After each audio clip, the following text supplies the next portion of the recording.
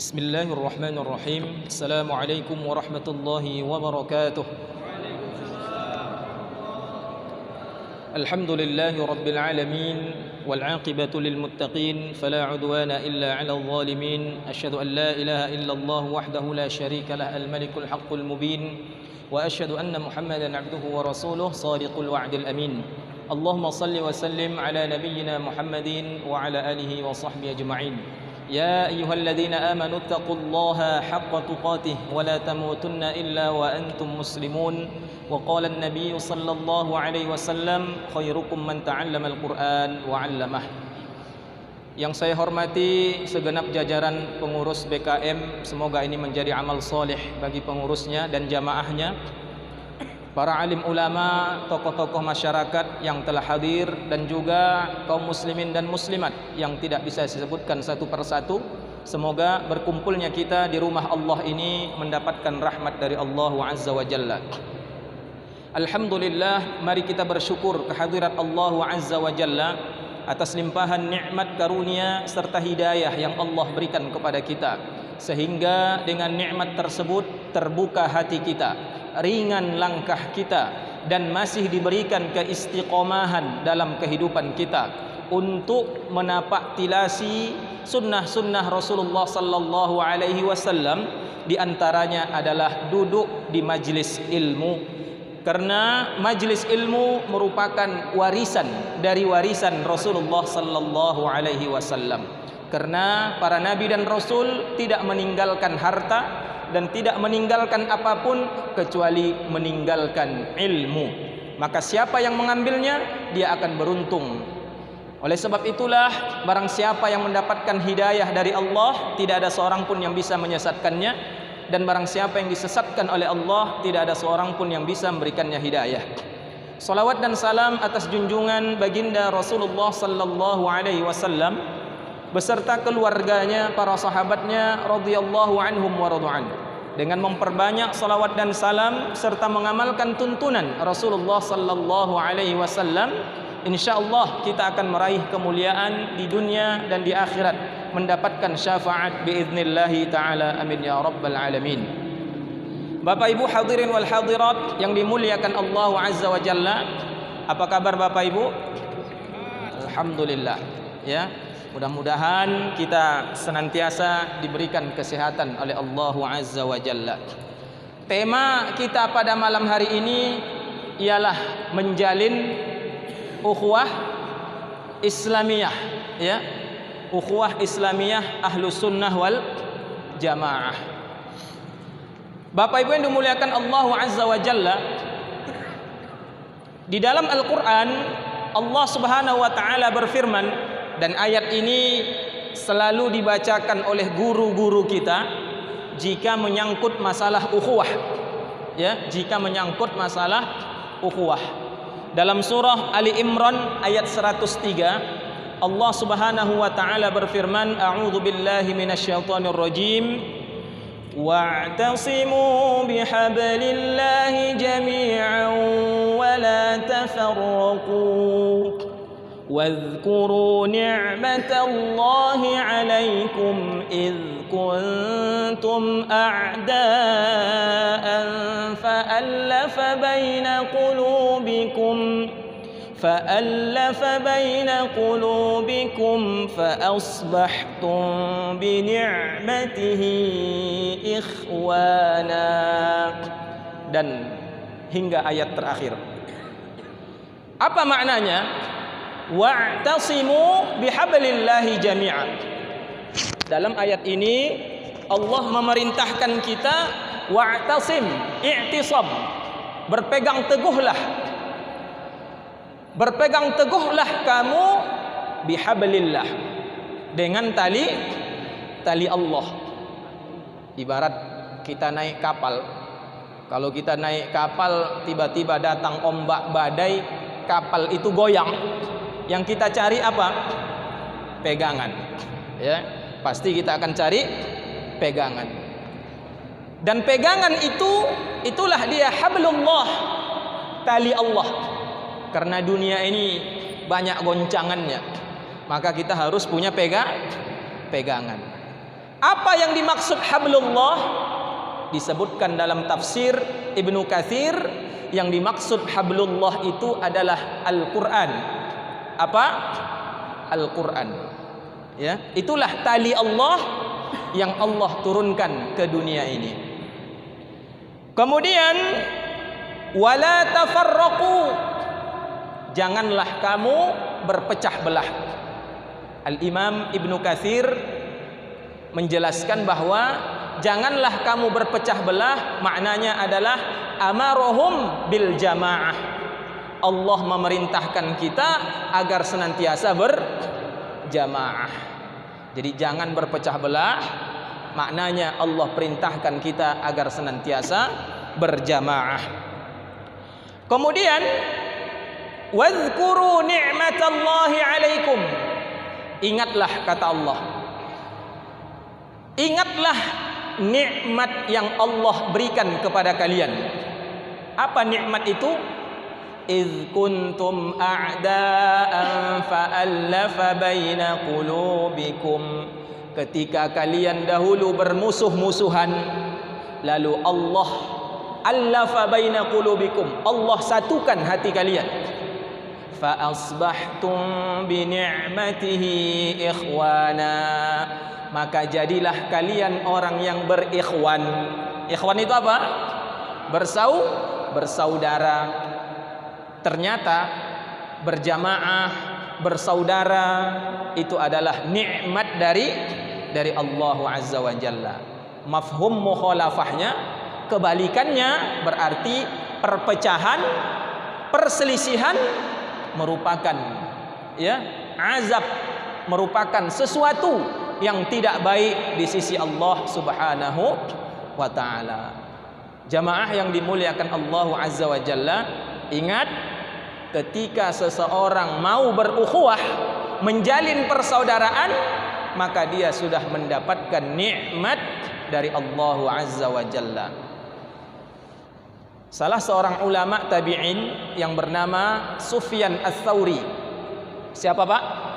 Sufyan Ats-Tsauri, ulamanya para ulama. Beliau mengatakan di dalam qaulnya, perkataannya, ma baqiyali min na'imid dunya illa salas. Kata Imam Sufyan Ats-Tsauri, tidak tersisa nikmat dunia bagiku kecuali 3. Jadi menurut Sufyan Ats-Tsauri, di antara nikmat dunia ini yang masih tersisa cuma 3. Berapa? 3. Yang pertama, kata beliau, akhun thiqatun fillahi. Nikmat yang pertama, kita punya saudara yang siqoh di jalan Allah. Siqoh itu terpercaya, amanah, bagus agamanya, ya, di jalan Allah Subhanahu wa taala. Ini nikmat yang pertama. Kalau kita punya saudara, padahal dia bukan abang awak, bukan adik awak, bukan saudara senasab, tapi dia adalah saudara kita di jalan Allah, maka ini adalah nikmat yang pertama. Aktasibu fi suhbatihi khairan, kata Imam Sufyan Ats-Tsauri, di mana dengan punya saudara seperti ini aku memperoleh kebaikan. Aku memperoleh kebaikan. Apa kebaikannya? In ra'ani za'ighan qawwamani. Jika aku tergelincir, dia bisa meluruskanku. Masya Allah. Jadi kalau kita punya teman, ketika kita tergelincir, yang tadinya rajin sholat jadi lemah sholatnya, yang tadinya rajin ngaji akhirnya tak ngaji lagi, lalu ada kawan kita yang mengingatkan kita, itulah disebut dengan akhun siqoh, ya, itu nikmat itu, Pak. Jadi kalau ada yang mengingatkan kita, akhi, itu maksiat, jangan kita merasa apa? Merasa dilecehkan. Suka hatikulah, urus amalmu, jangan urus amalku. Ini enggak baik. Jadi kalau kita punya kawan yang dia mengingatkan kita ketika kita tergelincir, kata Imam Syafi'i, pertahankanlah teman itu, karena dialah kelak yang akan menghantarkan kita ke surganya Allah. Jadi fa in ra'ani za'ighan qawwamani, jika dia melihat aku tergelincir, dia meluruskanku. Masyaallah, ya. Akhi, tadi subuh kemana? Ya, nggak nampak di masjid. Alhamdulillah, kalau ada yang mau ngingatkan kita. Jangan pula mau nyosal pula aku berkawan sama kawan. Kenapa menyosal kau? Usil kali. Amal orang pun diurusnya. Ini ya, hati-hati Pak. Justru ini adalah teman yang baik. Au mustaqiman raghhabani.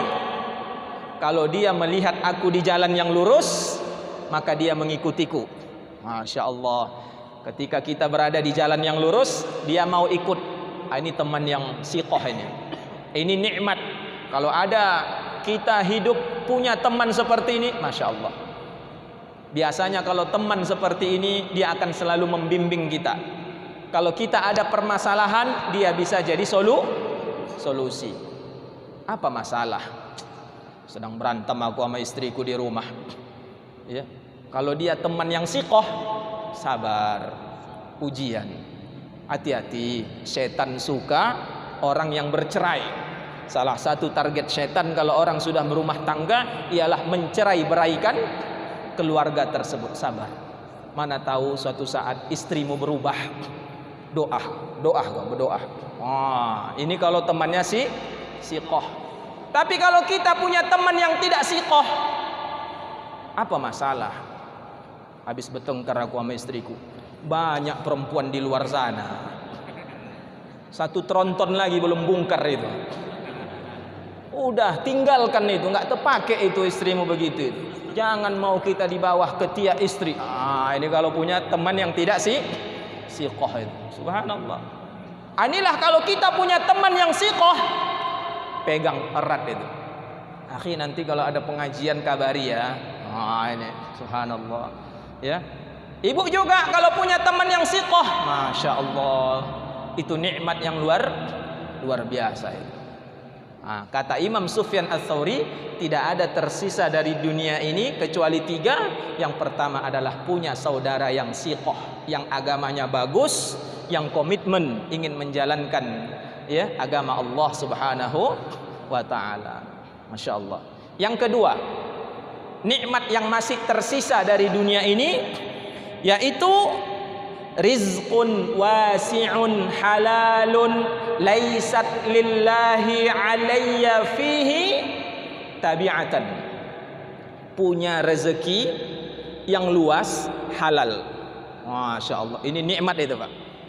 Udah punya saudara yang siqah, punya penghasilan yang halal. Sudah penghasilannya luas, halal, sehingga tidak ada tanggung jawab kelak di hadapan Allah. Wala li makhluqin alayya fihi mannatan. Dan di akhirat dengan makhluk tidak ada umpatan. Kalau awak punya rezeki yang halal, di akhirat aman awak. Ya, tidak ada tanggung jawab sama Allah, tidak ada beban sama makhluk. Kalau kita punya rezeki yang haram, hasil dari mencuri, menzolimi, korupsi, siap-siap di hadapan Allah setiap makhluk akan menuntut kita. Ya Allah, dulu barangnya dicuri, barangku dicurinya. Udah ambil kebaikan kita, berikan kepada dia. Ya Allah, dulu dia pemimpin kami, dia korupsi, habis pahala dia kasih sama rakyat. Kalau kita punya rezeki yang tidak halal. Jadi kalau kita punya rezeki yang halal, Masya Allah, mati pun enak. Ya. Tapi kalau awak punya rezeki yang tidak halal, mati pun ngeri awak. Ngeri awak mati itu. Subhanallah. Jamaah muliakan Allah Azza wa Jalla. Ini nikmat yang kedua, punya rezeki yang halal. Nikmat yang ketiga, wa salatun fi jamaah, bisa salat berjamaah. Masya Allah, salat berjamaah itu nikmat dunia itu. Ketika kita mampu salat berjamaah, kita sudah mendapatkan nikmat dunia. Masya Allah. Akfi sahwaha, aku akan jaga supaya aku tidak lalai meninggalkan salat berjamaah. Wa urzaqu ajroha, dan aku akan mendapatkan pahala karena melaksanakan salat berjamaah. Kesimpulannya, kata Imam Sufyan Ats-Tsauri, ukhuwah itu adalah nikmat dunia. Begitu juga Imam Ibnul Munkadir, beliau juga mengatakan, ma baqiya fid dunya minal ladzat illa tsalas. Kalau Sufyan Ats-Tsauri tadi mengatakan 3, Ibnu Munkadir juga mengatakan tidak ada yang tersisa dari nikmat dunia kecuali 3. Yang pertama kata beliau qiyamul lail. Qiyamul lail ini juga nikmat dunia. Masya Allah. Selama Ramadan kita dilatih qiyamul lail. Ada yang 11 rakaat, ada yang 23 rakaat, ada yang 36 rakaat, ada yang 40 rakaat. Ini adalah cikal bakal supaya kita terlatih sehabis Ramadan, kita terlatih untuk melakukan qiyamul lail. Insyaallah. Nikmat dunia. Kadang malu juga nyawa sama Allah ya. Hampir setiap malam diingatkan Allah awak untuk qiyamul lail. Jam 2 malam terbangun. Ngapain? Sak pipis. Ya. Supaya nanti habis pipis wudu, salat. Biasanya cuman apa? Habis pipis balik lagi tidur. Ya, tidur. Kenapa? Karena kita belum merasakan nikmatnya qiyamul lail. Bagi Imam Ibnul Munkadir, qiyamul lail itu adalah nikmat dunia. Yang kedua, liqaul ikhwan, bertemu dengan ikhwan. Masya Allah. Ini kumpul seperti ini, nikmat gak ini? Nikmat. Sudah sekian lama enggak ngaji, tiba-tiba sekarang ngaji. Nikmat liqaul ikhwan. Hati-hati, kalau kita jarang bertemu dengan ikhwan, iman kita bisa melemah. Iman kita bisa melemah. Kata para ulama, aku lebih senang bertemu dengan saudaraku daripada bertemu dengan keluargaku. Loh, apa sebabnya? Kalau aku bertemu dengan saudaraku, teringat aku akhirat. Tapi kalau aku balik bertemu dengan keluargaku, teringat dunia. Masya Allah. Kalau awak jumpa sama saudara awak, ingat awak ibadah. Balik ke rumah, ingat boras belum ada, ya, ikan belum ada, ya. Besok apalagi mau dicari, ya. Masya Allah. Ingat kita dunia. Jamaah muliakan Allah Azza wa Jalla, bertemu dengan ikhwan, ukhuwah, ini merupakan nikmat, kata Imam Ibnul Munkadir. Dan yang terakhir, as-salatu fil jamaah. Dan beliau juga mengatakan salat berjamaah juga merupakan nikmat. Jamaah muliakan Allah Azza wa Jalla, maka membangun ukhuwah ini merupakan kewajiban. Ya, merupakan kewajiban. Ketika kita bisa berukhuwah, maka kita akan mendapatkan nikmat dari Allah Azza wa Jalla. Pertanyaannya, apa landasan ukhuwah? Kalau rumah ada landasannya, ya, kalau pesawat ada landasannya, pondasinya, maka ukhuwah juga ada landasannya. Apa landasannya supaya kita bisa berukhuwah? Oh, Ustadz, landasan ukhuwah itu kalau kita satu majelis taklim, begitu? Oh, tidak. Landasan ukhuwah itu kalau kita satu organisasi, sehingga yang tak ikut organisasi kita bukan saudara kita. Begitu? Tidak. Oh, Ustadz, ukhuwah itu landasannya satu negara. Kalau kita satu negara, satu suku, berarti saudara kita. Kalau tak senegara, tak sesuku, berarti bukan saudara. Oh, ini bukan ukhuwah ini. Ya. Maka landasan ukhuwah adalah iman. Apa, Pak? iman. Innamal mu'minuna ikhwah. Sesungguhnya orang beriman itu adalah bersaudara. Ya, sesungguhnya orang beriman itu adalah bersaudara. Itu ya, landasannya adalah iman. Mari kita lihat sabda Nabi sallallahu alaihi wasallam. Ya. Kata Nabi sallallahu alaihi wasallam di dalam sebuah hadis, Rasulullah sallallahu alaihi wasallam bersabda, "Inna awthaqa ural iman." Sesungguhnya ikatan iman yang paling kuat antuhibba fillah, ya, al-hub antuhibba fillah wa tubghidha fillah. Ikatan iman yang paling kuat ialah mencintai karena Allah, membenci juga karena Allah. Itulah ya landasan daripada ukhuwah tadi. Mencintai karena Allah, membenci karena Allah. Jadi ketika kita berukhuwah, landasannya adalah lillahi ta'ala, karena Allah subhanahu wa ta'ala. Kenapa kau mau berteman dengan dia? Aku kalau berkawan sama dia, ya, terjamin dapurku. Ya, terjamin dapur. Artinya tetap berasap dapur awak kalau awak berkawan sama dia. Ketika dapur tak berasap, tak lagi bersaudara. Ini bukan ukhuwah itu. Ya. Jadi asal jumpa sama dia, ketua. Kenapa kau panggil ketua? Oh, saudaraku itu. Ujung-ujungnya ketua ada rokok. Ujung-ujungnya minta rokok. Allah. Ketika tak jadi ketua, ya. Ketika tak jadi ketua, tak lagi dipanggil lagi, tak lagi berukhuwah lagi. Ini enggak seperti itu. Ya. Kenapa berukhuwah? Karena satu suku. Ini takkan lama itu. Jadi ukhuwah itu harus dibangun di atas landasan iman. Ya. Jamaah muliakan Allah Azza wa Jalla. Rasulullah sallallahu alaihi wasallam menyebutkan kalau orang berukhuwah bukan karena landasan iman, tapi mereka bersaudara, maka persaudaraan mereka itu landasannya adalah jahiliyah.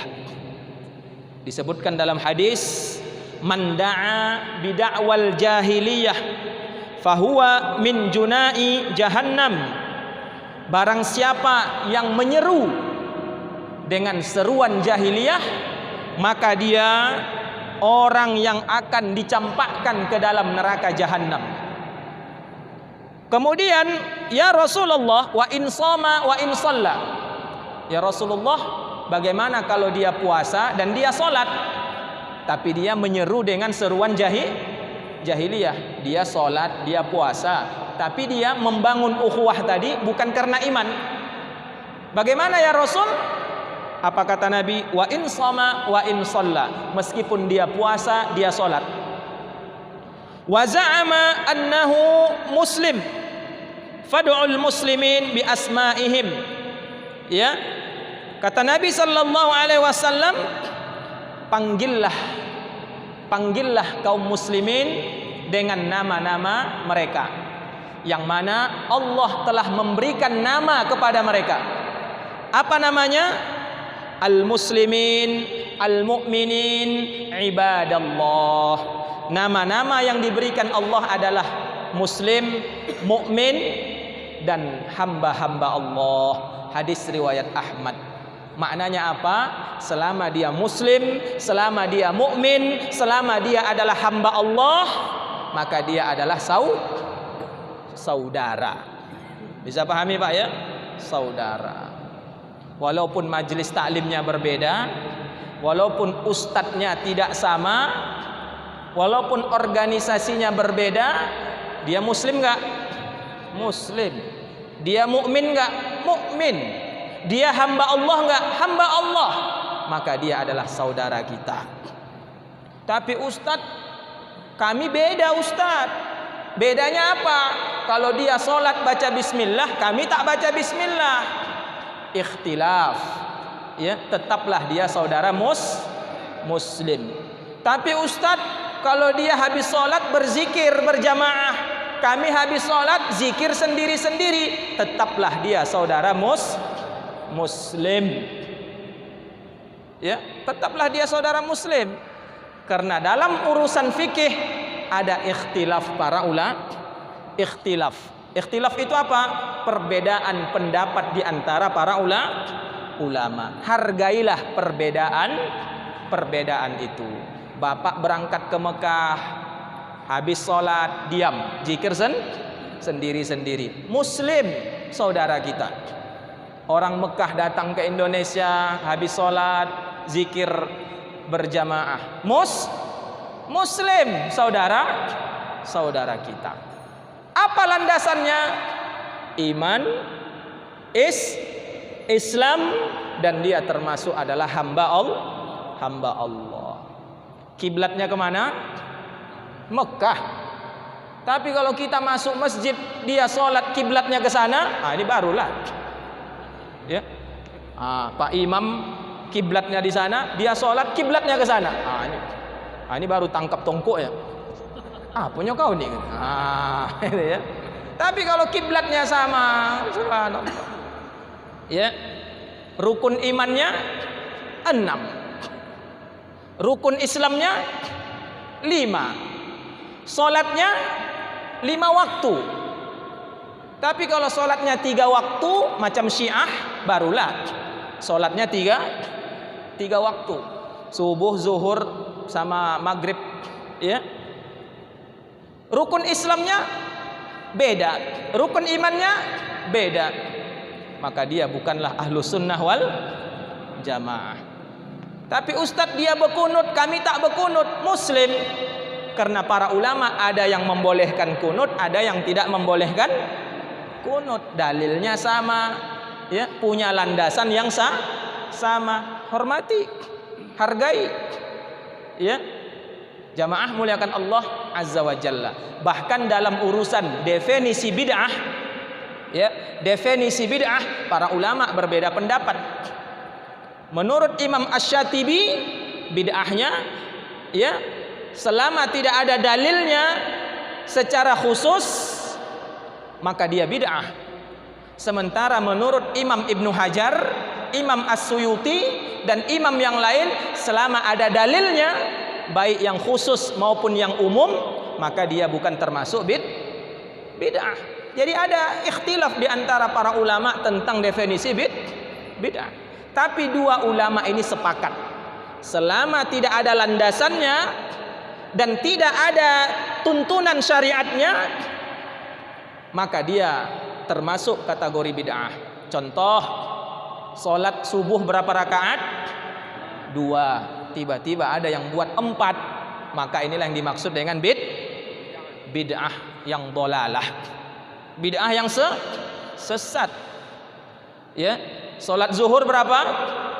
4, dia buat 2. Dia tak musafir, dia tak, ya, tidak dalam kondisi perjalanan, maka ini termasuk kategori bid'ah. Ya, dia hajinya kemana? Ke asrama haji misalkan. Ini bid'ah.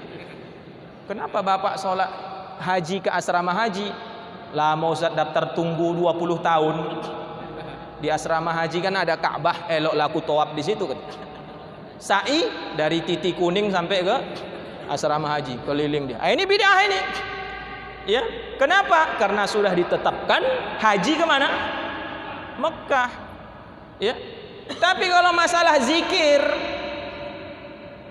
jahar sesudah sholat atau sir, ini bukan termasuk bid'ah. Karena Nabi pernah zikir secara jahar. Disebutkan dalam hadis riwayat Bukhari. Dalam hadis riwayat Bukhari, apa kata sahabat Abdullah ibnu Abbas radhiyallahu anhu? Ya, Rasulullah sallallahu kana ala ahdin Nabi sallallahu alaihi wasallam, di masa Nabi kami mengetahui selesainya sholat dengan zikir. ya, dengan zikir dan takbirnya para sahabat. Yajharu, mereka menjaharkan, menguatkan zikirnya. Ini di masa Nabi. Ya. Dalam hadis yang lain Nabi mensirkan zikirnya. Maka dikomentari oleh Imam Syafi'i, aku lebih memilih ya seusai sholat dengan mensirkan zikir, tapi bagi imam yang mau menjaharkan tidak masalah ya, untuk mengajari makmum cara berzikir. Jadi ada ikhtilaf di antara para ulama. Jadi kita menghargai ya, kita hargai. Jangan gara-gara zikir nggak zikir, dia gara-gara ini itu akhirnya tidak dianggap ahlu sunnah wal jamaah. Dalam kitab Riyadhus Shalihin, Nabi pernah sholat, sehabis salam Nabi cabut. Sehabis salam Nabi cabut, sehingga sahabat heran, loh kemana Nabi ini kok habis salam langsung cabut? Nabi nggak berzikir. Habis itu Nabi balik, ditanya sama sahabat, ya Rasul tadi habis sholat kenapa langsung cabut? Aku teringat di rumahku masih ada emas yang tersimpan. Aku tidak mau ya, masih ada emas yang tersimpan. Lalu disedekahkan oleh Nabi sallallahu alaihi wasallam. Mana tahu di antara saudara kita habis sholat, Assalamualaikum warahmatullah, Assalamualaikum warahmatullah, pur cabut dia. Jangan kita bilang sesat itu, tak ahlu sunnah wal jamaah. Bisa jadi teringat dia kunci keretanya tersumbat, bisa jadi kedainya belum ditutupnya, bisa jadi dagangannya. Jadi kita menghargai, karena Nabi juga pernah melakukannya ketika ada urusan yang penting. Tiba-tiba sehabis sholat kita dapati jamaahnya astaghfirullah, astaghfirullah. Jangan pula kita katakan tidak ahlu sunnah wal jamaah. Jadi kalau tak ahlu sunnah wal jamaah, ahlul bid'ah. Wah, ya. Ini yang akhirnya menyebabkan orang tidak paham mana ahlu sunnah wal jamaah, mana yang tidak ahlu sunnah wal jamaah. Jadi saling kita menghargai, ya, menghargai. Tapi kalau sehabis sholat bejoget orang tuh, barulah, ya. Assalamualaikum warahmatullah, assalamualaikum. Hidupkan musik dangdut, bejoget orang tuh. Ini barulah itu. Ini barulah tidak ahlu sunnah wal jamaah. Jamaah muliakan Allah Azza wa Jalla, kita harus memahaminya. Ya, tiba-tiba di jalan jumpa Assalamualaikum, Assalamualaikum. Tiba-tiba yang diucapkan salam tak mau menjawab, berpaling muka. Ya. Kenapa dia tak mau jawab? Kenapa tak kau jawab tadi? Dia bukan kelompok kita. Tapi kan baru pulang dari masjid. Iya, tapi dia bukan jamaah kita. Dia bukan jamaah pemakmur masjid. Subhanallah, ya. Ini jahiliyah ini. Ini adalah amalan jahiliyah. Ya. Bahkan Nabi sallallahu alaihi wasallam bersabda, "Afsyus salam." Sebarkan salam. Baik yang kau kenal maupun yang tak kau kenal. Sedangkan tak kenal awak disuruh salam, apalagi yang awak kenal. Ya. Subhanallah. Jamaah muliakan Allah Azza wa Jalla. Jadi selama kiblatnya sama. Ini bukan dikarang ya. Disebutkan dalam hadis, ada saya tulis tadi. Apa kata Nabi sallallahu alaihi wasallam? Ya. Ketika di akhir hayat Nabi, tatkala melaksanakan haji wada. Haji apa? Haji wada. Pada hari tasyrik Nabi ceramah, khutbah. Mari kita dengarkan khutbah Nabi sallallahu alaihi wasallam. Apa kata Nabi? Ala inna rabbakum wahid. Ketahuilah, sesungguhnya Tuhan kalian satu. Siapa Tuhan kita? Allah. Inna rabbakum wahid. Tuhan kalian satu. Wa inna abakum wahid. Nenek moyang kalian satu. Siapa nenek moyang kita? Nabi Adam. Kan satu. Ada yang nenek moyangnya bukan Nabi Adam sini? Ada. Nenek moyang kita Nabi Adam. Ya. Ala la fadla li arabiyyin ala a'jamiyyin. Kata Nabi, ingatlah, tidak ada perbedaan antara orang Arab dan juga yang bukan Arab. Gak ada perbedaan. Oh, kami orang Arab, kami lebih mulia. Enggak ada. Sama. Nabi juga mengatakan, wala li'ajamiyyin ala arabiyyin. Dan tidak pula orang non-Arab dengan Arab. Oh, kami beda. Kami bukan Arab. Islam kami Islam Nusantara, beda sama Islam Arab. Enggak ada perbedaan. Sama. Mau Arab dengan yang bukan Arab, yang bukan Arab dengan Arab, kata Nabi sama. Tuhannya sama. Nenek moyangnya sama.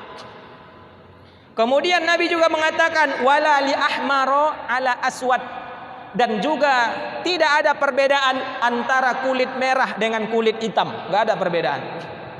Ya, ini kulit merah berarti keturunan bangsawan. Oh, ini kulit hitam keturunan Buddha. Enggak ada perbedaan, sama. Wala aswada ala ahmar, dan tidak ada perbedaan antara kulit merah dengan kulit hitam dengan kulit merah, sama semuanya. Illa bittaqwa, yang membedakan kalian kata Nabi adalah takwa. Jadi yang membedakan kita adalah takwa di sisi Allah Subhanahu wa taala. Mari kita lihat landasan ukhuwah tadi. Apa? Tuhanmu satu. Siapa Tuhannya? Allah. Saya mau tanya, Tuhannya Muhammadiyah siapa? Allah. Tuhannya NU? Allah. Tuhannya Al-Wasliyah? Allah. Tuhannya Jamaah Tabligh? Allah. Tuhannya HTI? Allah. Tuhannya siapa lagi? Persis? Allah. Pemakmur masjid Tuhannya siapa? Allah juga. Tuhannya PKI? Berarti bukan ahlus sunnah wal jamaah. Bisa dibedakan? Bisa dibedakan? Bisa. Ya, Tuhanmu siapa? Tuhanku api. Oh, bukan ahlus sunnah wal jamaah. Ya. Tapi KTP-nya Islam, betul. Tapi Tuhannya bukan Allah. Maka dia bukan ahlus sunnah wal jamaah. Allah. Ya. Qadrul kiram, muliakan Allah Azza wa Jalla. Jadi secara pokok, jika Tuhannya adalah Allah, raditu billahi rabba wa bil islami dina wa bi Muhammadin sallallahu alaihi wasallam nabiyya. Aku ridha Allah sebagai Tuhanku, dan Nabi Muhammad sebagai nabiku, dan Islam sebagai agamaku, maka dia adalah ahlus sunnah wal jamaah. Ahlus sunnah wal jamaah. Ya. Khadul kiram, muliakan Allah Azza wa Jalla. Ya. Oh, Tuhannya Allah, tapi dia kerjanya mencaci Islam. Berarti dia bukan ahlus sunnah wal jamaah. Oh, Tuhannya Allah, tapi dia mencaci sahabat Nabi. Sahabat Nabi dikafirkannya. Abu Bakar di neraka, Umar di neraka. Berarti bukan ahlus sunnah wal jamaah. Karena ahlus sunnah wal jamaah memuliakan para sahabat Nabi. Paham sampai sini? Allah. Ya. Jamaah muliakan Allah Azza wa Jalla. Ya. Apalagi dia KTP-nya Islam, bagus. Tuhannya Allah, tapi dia mengaku ada nabi selain Nabi Muhammad. Berarti bukan ahlus sunnah wal jamaah. Karena bagi ahlus sunnah wal jamaah tidak ada nabi lagi selain Nabi Muhammad sallallahu alaihi wasallam. Jadi itu aja deteksinya. Ya. Khadrul kiram, adapun dia maksiat, dosa dia sama Allah Subhanahu wa ta'ala, tidak menghilangkan loyalitas kita bahwa dia adalah muslim. Allah. Khadul kiram, muliakan Allah azza wa jalla. Paham sampai sini ya? Paham. Ya. Jadi dalam urusan fikih lapang dada. Dalam urusan akidah ya harus berpegang teguh. Raditu billahi rabba wa bil islami dina wa bi Muhammadin sallallahu alaihi wasallam nabiyya.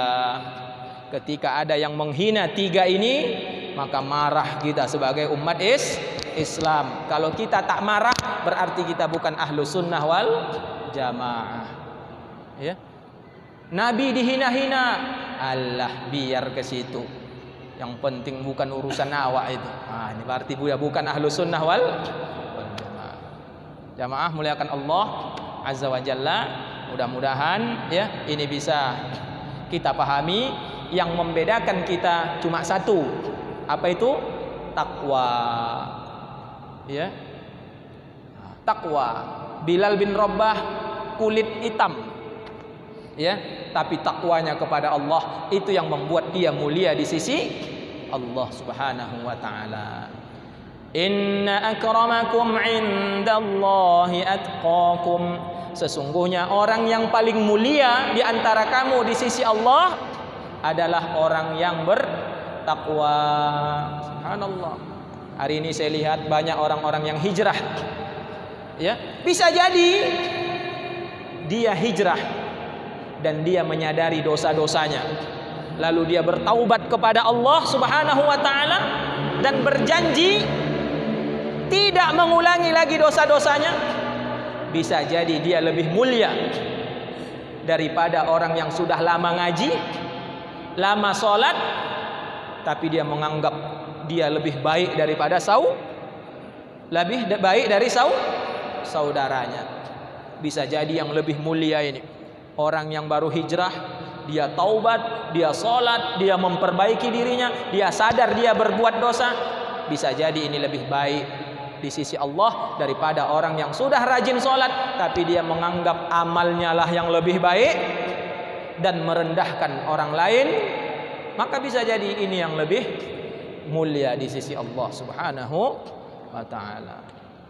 Jamaah muliakan Allah azza wa jalla. Ini yang harus kita pahami. Usyairam baru masuk Islam, belum sempat sholat, belum sempat ngaji, masuk Islam ketika perang Uhud. Habis masuk Islam, ikut dia perang, mati di medan perang. Kata Nabi di sorga dia. Di sorga. Rajjal bin Umfuwah ngajinya sama Nabi, sholatnya di belakang Nabi, bahkan dia hafal Al-Quran. Tapi ketika matinya di barisan Musailamah Al-Kadzab. Siapa Musailamah Al-Kadzab? Orang yang mengaku Nabi. Dan Rajjal bin Umfuwah yang tadinya ngaji bertahun-tahun sama Nabi, matinya di barisan Musailamah Al-Kadzab. Ya, masuk neraka dia. Makanya ketika kumpul, apa kata Nabi? Di antara kalian ada yang masuk neraka. Ngaji sama Nabi. Di antara kalian ada yang masuk neraka. Yang mana aku melihat gigi gerahamnya sebesar gunung Uhud. Itu gigi gerahamnya ya. Jangan bayangkan mulutnya ya. Macam mana pula mulutnya Ustaz? Tak urusan kita itu. Ya. Gigi gerahamnya sebesar gunung Uhud. Ternyata di antara sahabat itu Rajjal bin Umfuwah lah orangnya. Yang ketika perang dia digoda oleh Musailamah Al-Kadzab, kalau kau mendukungku akan kuangkat kau jadi panglima. Oh, rupanya dunia yang menggoda dia. Akhirnya dia ikut membela Musailamah Al-Kadzab. Macam mana tidak muak dia jadi anak buah? Udah lama aku di situ, asyik jadi anggota saja, Ya, sekali-sekali enggak juga aku jadi ketua katanya. Akhirnya jadi ketua dari situ. Tapi ketua ya neraka. Matinya masuk neraka dia. Subhanallah. Jadi jamaah muliakan Allah azza wa jalla, ya. Jangan sampai kita bangga dengan amalan kita. Makanya kita sehabis sholat disuruh apa? Istighfar. Sehabis sholat kita disuruh istighfar. Bahkan kita disuruh setiap hari kalau bisa istighfar 100 kali, ya, istighfar 70 kali, sebagaimana istighfarnya Nabi. Supaya apa? Supaya kita jangan merasa kita lebih baik dibandingkan orang lain. Bisa jadi akhir hayat kita mati dalam keadaan maksiat, yang kita hina tadi mati dalam keadaan taat kepada Allah Subhanahu wa ta'ala. Jadi kalau nampak kita, kawan kita terjerumus dalam maksiat, nasihati dia, doakan dia, ya, doakan dia. Jangan kita ponis, jangan kita ponis. Dia itu rajin ngaji, ngajinya rajin, tapi becewek saja kerjanya. Udah jelas dia itu di neraka dia itu. Yakin aku masuk neraka dia itu. Ah, subhanallah. Ya, ternyata kawanku taubat, awak pula maksiat. Tapi kalau nampak kawan awak buat maksiat, nasihati dia. Kemudian doakan dia, ya Allah, berikan kawanku itu hidayah. Subhanallah. Jamaah muliakan Allah Azza wa Jalla, karena pembawa acara sudah hadir, ya, berarti tanda sudah selesai, ya. Saya cukupkanlah kajian kita sampai di sini. Di sini saya bukan promosi, ya. Saya ada nulis buku Dunia di Kaki, Masjid di Hati. Alhamdulillah ini banyak dibaca oleh orang-orang yang baru hijrah. Sesudah baca ini, bukan disebabkan ini, ya, menjadi sarana membuat dia kuat ke masjid. Ya, ini kebetulan saya bawa cuma 9 biji. Kemarin dicetak 100, tinggal 20 lagi. Ya, ini saya bawa ini 9 biji. Nanti silahkan yang mau hubungi nanti Akhi Iwan. Ya, Akhi Iwan di luar, ya, tak boleh di masjid. Tak boleh transaksi di masjid. Dunia di kaki, masjid di hati. Subhanakallahumma bihamdika asyhadu an la ilaha illa anta astaghfiruka wa atubu ilaik. Demikian yang bisa saya sampaikan. Kepada Allah saya mohon ampun, kepada Bapak Ibu mohon kiranya dimaafkan. Semoga Allah memberikan kita keistiqomahan hingga akhir hayat kita. Assalamualaikum warahmatullahi wabarakatuh.